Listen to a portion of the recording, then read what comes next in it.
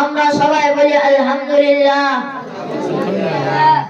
তারপর নবী মুহাম্মদুর রাসূলুল্লাহ সাল্লাল্লাহু আলাইহি ওয়াসাল্লামের প্রতি দরুদ ও সালাম বর্ষিত হোক।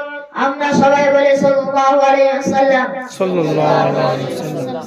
সম্মানীয় উপস্থিতি, আজকে আপনাদের সামনে আমার বক্তব্যের বিষয় হচ্ছে নামাজের গুরুত্ব ও ফজিলত। ফরজের নামাজ, ফজরের নামাজ পড়তে 10 মিনিট সময় লাগে, জোহরের নামাজ পড়তে 15 মিনিট সময় লাগে, আসরের নামাজ পড়তে 10 মিনিট সময় লাগে, মাগরিবের নামাজ পড়তে 10 মিনিট সময় লাগে, এশার নামাজ পড়তে 15 মিনিট সময় লাগে।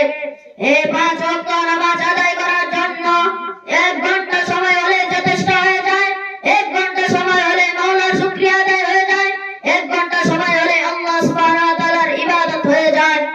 কিন্তু আমরা এমন নাফরমান বান্দা হইলাম, 24টা ঘন্টার ভিতরে দুনিয়াতে সময় দিলাম, 24টা ঘন্টার ভিতরে স্ত্রীকে সময় দিলাম, 24টা ঘন্টার ভিতরে স্বামীকে সময় দিলাম, 24টা ঘন্টার ভিতরে ছেলে মেয়েকে সময় দিলাম, 24টা ঘন্টার ভিতরে বন্ধুকে সময় দিলাম।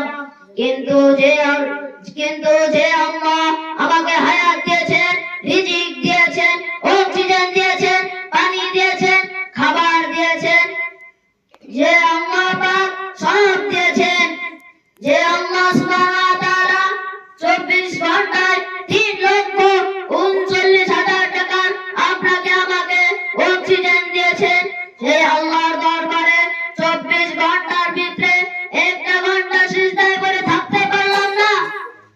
মাওলা, তোমার দরবারে 24 ঘন্টার ভিতরে একটি ঘন্টা সিজদায় দিলে কি হবে?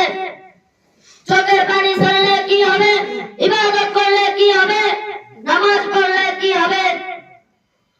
আমার আল্লাহ ডাক দিয়া বললেন, তুমি কি মনে করছো বিল্ডিং তোমাকে শান্তি দিবে? হে বান্দা, কি মনে করছো দুনিয়ার মানুষ তোমাকে শান্তি দিবে? হে বান্দা, তুমি কি মনে করছো টাকা পয়সা তোমাকে শান্তি দিবে? হে বান্দা, তুমি কি মনে করছো দুনিয়ার জীবন তোমাকে শান্তি দিবে?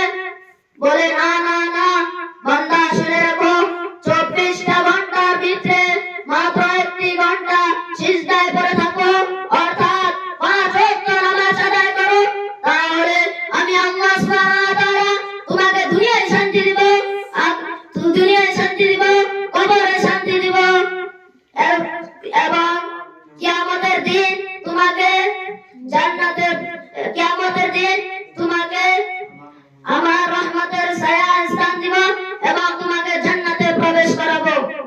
ওয়া আখির দাওয়ানা আলহামদুলিল্লাহি রাব্বিল আলামিন।